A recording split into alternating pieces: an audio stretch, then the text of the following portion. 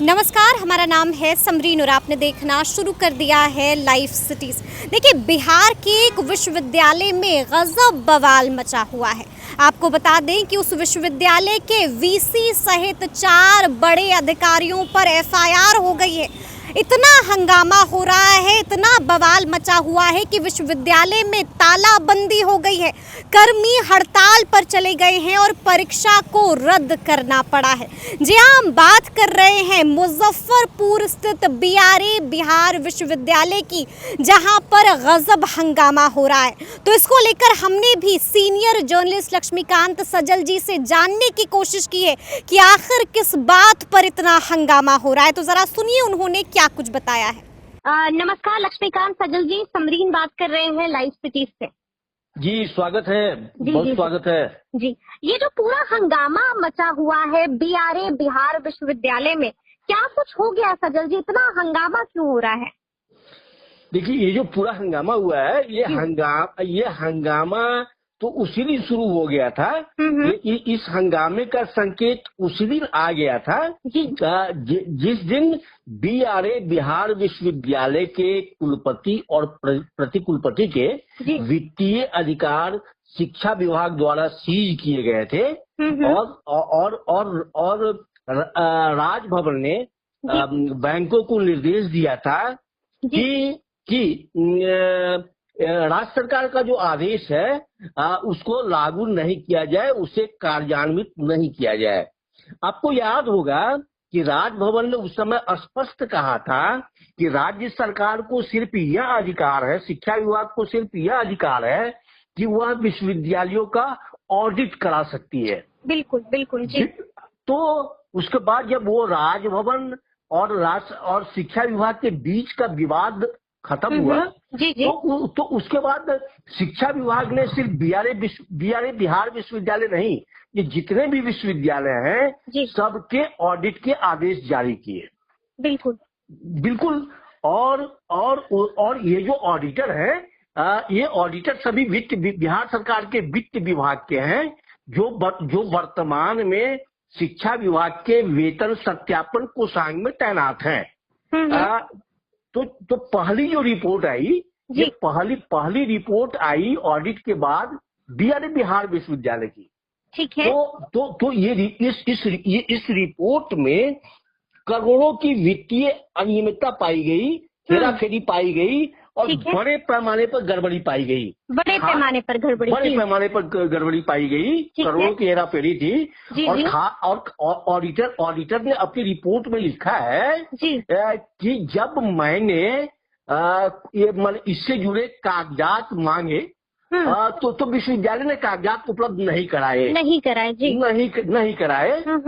इसको लेके ऑडिटर ने इन घोटालों के इतर भी शंका जताई है कि कुछ और बड़े मामले हो सकते हैं। ठीक है।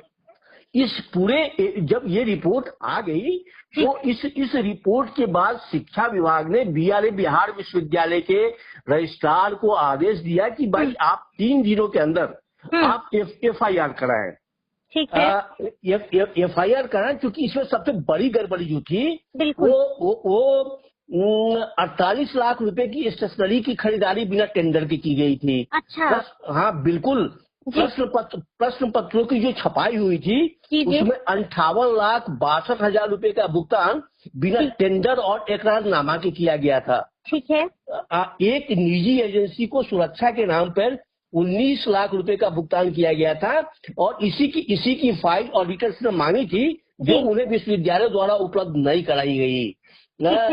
इसके अलावे वो जो टेबुलेशन डायरेक्टर एक हैं, उनको 53,91,000 रुपए का अग्रिम दिया गया था, एडवांस दिया गया था।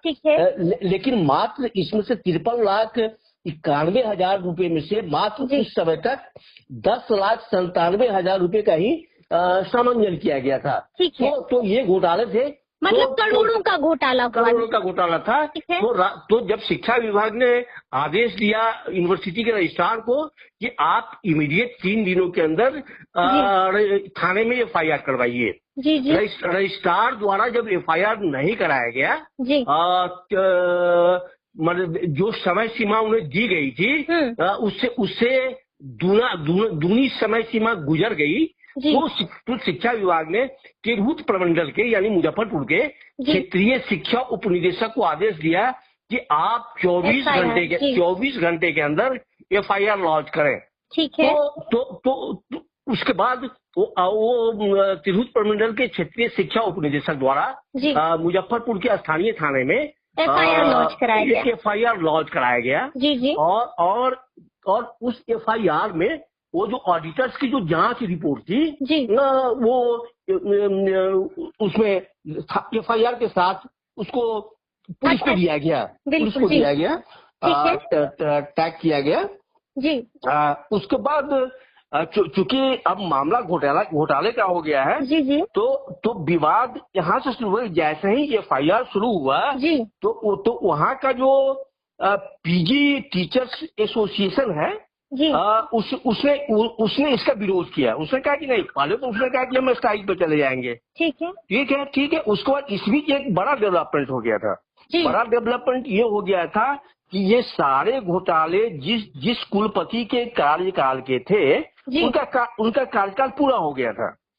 और अभी यूनिवर्सिटी में केयर टेकर वाइस चांसलर है, यानी प्रभारी कुलपति है।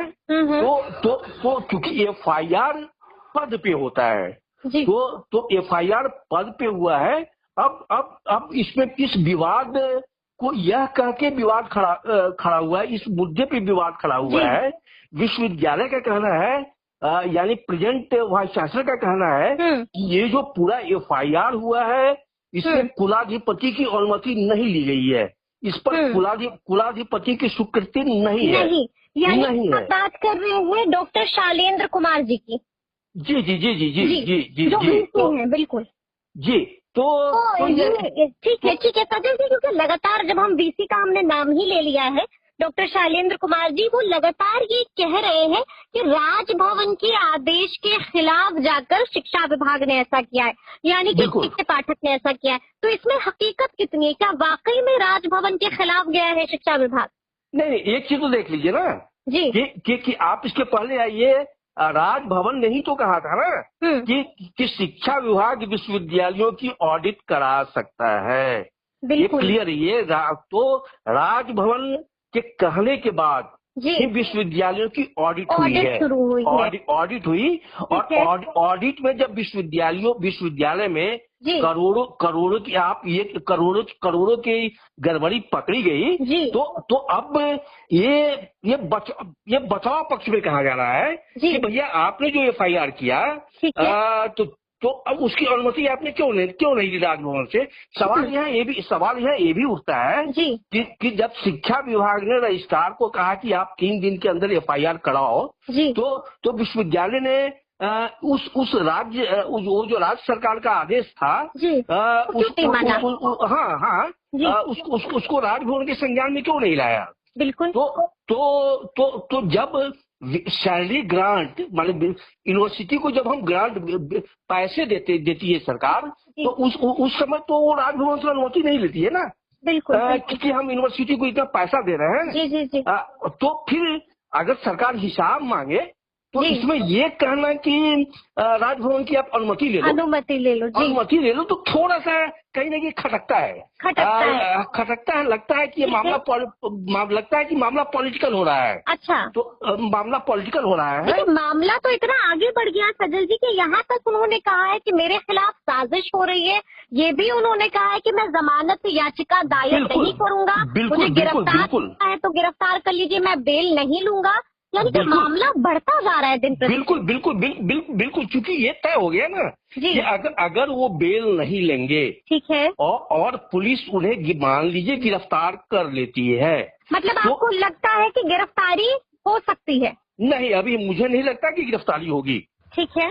हाँ, मुझे अभी नहीं लग रहा है सीधे तौर पर कि गिरफ्तारी होगी, क्योंकि माहौल ही ऐसा बनाया जा रहा है कि यहाँ माहौल सीधे बन रहा है विश्वविद्यालय बनाम शिक्षा विभाग। बिल्कुल माहौल शिक्षा विभाग का माहौल ये कि विश्वविद्यालय बनाम के पाठक। हाँ, बिल्कुल ये कह सकती हैं आप। तो माहौल ये बनाया जा रहा है कि एक विश्वविद्यालय में अगर ऐसा होता है तो सारे विश्वविद्यालय समर्थन में उतर पड़ेंगे, फिर मामला पॉलिटिकल हो जाएगा। जो राजनीतिक दल है उनका दखल इसमें बढ़ेगा। और आज देखा कि MP हैं अजय निषाद, वो भी वहाँ पर पहुँच गए थे आज। बिल्कुल धरना हो रहा है तो आज वो भी पहुँच गया और उन्होंने बिल्कुल भी गिरफ्तार कर लीजिए, मैं बिल्कुल जाने को तैयार हूँ। बिल्कुल और बस यही है कि ये पूरा मामला जो है ना, ये राजनीतिक रूप ले रहा है और इसका एकमात्र उद्देश्य है कि सरकार की जो कार्रवाई है उस पर सीधे तौर पर रोक लगाई जाए, बैठक पर रोक लगाई जाए। तो क्या लगता है सजल जी कि क्या आगे इस मामले में राज्यपाल की तरफ से कुछ किया जा सकता है? क्या मुख्यमंत्री नीतीश कुमार हस्तक्षेप कर सकते हैं, क्योंकि मामला बढ़ता जा रहा है? बिल्कुल इसमें ये मामला जिस तरह का रूप ले रहा है, इसमें हम लग रहा है, इसमें संभावना से इनकार नहीं किया जा सकता है कि सीधे तौर पर कुलाधिपति यानी राज्यपाल और CM का दखल हो। तो ऐसा इस बात की पूरी संभावना है कि ये मामला को जिस तरह से राजनीतिक रंग ये मामला ले चुका है, FIR का मामला है जी। इसमें पुलिस भी अगर आगे कुछ करती है तो वह भी हर कदम फूक के उठाएगी पुलिस, और पुलिस ऐसा कुछ नहीं करेगी, क्योंकि देखिए यहाँ एक और है कि विश्वविद्यालय ने एकेडमिक कैलेंडर को लेके एग्जाम का शेड्यूल जो अनाउंस कर रखा है उसको भी अभी के लिए रोक दिया है। उसका गजट हो चुका है जी। तो गजट का मतलब ये हुआ है, कमिटमेंट है यूनिवर्सिटी का कि हम ये करेंगे। तो अगर ये कमिटमेंट वो फेल होते हैं तो इस कमिटमेंट में भी सरकार के पास पूरा पावर है जो इस मामले में भी कार्रवाई कर सकती है। अच्छा, इस मामले में भी कार्रवाई हो सकती है? बिल्कुल चूंकि वो गजट हो चुका है। तो गजट अगर नहीं हुआ होता तो कार्रवाई नहीं, तब कोई बात नहीं थी, लेकिन गजट है तो इसमें भी कार्रवाई, जैसे ही वो अपने शेड्यूल से हटेंगे, यूनिवर्सिटी हटेगा, तो इसमें भी कार्रवाई की पूरी गुंजाइश बनी हुई है। ठीक है। तो एक आखिरी सवाल लेंगे आपसे सजल जी कि आगे आपको क्या लगता है, क्या कुछ हो सकता है? क्या गिरफ्तार हो जाएंगे वहाँ के VC? क्या कुछ आगे हो सकता है इस मामले में? देखिए, अभी गिरफ्तारी तो नहीं कर सकते हैं। गिरफ्तारी इसलिए नहीं कर सकते हैं कि क्योंकि मामला जिस तरह से राजनीतिक रूप ले चुका है और जिस तरह आंदोलन के चलिए पुलिस पे और प्रशासन पे दबाव बनाया जा रहा है, वो गिरफ्तारी के लिए आगे नहीं बढ़े, तो इससे लग रहा है कि कुछ न कुछ वो ऊपर का जो सरकार के स्तर का जो हस्तक्षेप है वो उसमें कुछ रंग दिखाएगा। लेकिन अभी ये है, ये विवाद थमता हुआ नहीं दिख रहा है, थमता हुआ नहीं दिख रहा है। और इस मुद्दे पे अघोषित रूप से कहेंगे तो राजभवन और सरकार सीधे तौर से ये कहिए कि दोनों फिर आमने सामने की स्थिति में है। बिहार में राजभवन बना शिक्षा विभाग हो गया है या बिल्कुल, और इसमें ऐसा कहिए कि बिहार विश्वविद्यालय मोहरा बन गया है। जी बिल्कुल। चलिए, बहुत शुक्रिया सजल जी बातचीत करने के लिए। जी बहुत धन्यवाद। तो सुना आपने क्या कुछ बता रहे हैं सीनियर जर्नलिस्ट लक्ष्मीकांत सजल जी। देखिए, साफ कह दिया है कि मामला यहाँ पर थमने वाला नहीं है। साफ कह दिया है कि एक बार फिर से CM नीतीश कुमार को हस्तक्षेप करना होगा। तो अब देखना है कि आगे इस मसले पर क्या कुछ होता है, और देखना ये भी होगा कि ये जो हंगामा बढ़ा है, ये जो विवाद बढ़ा है, आखिर उस पर विराम कब और कैसे लगता है। लेकिन इस तरह के तमाम अपडेट्स के लिए ऐसे ही हमारे साथ बने रहिएगा और देखते रहिएगा लाइव सिटी। शुक्रिया।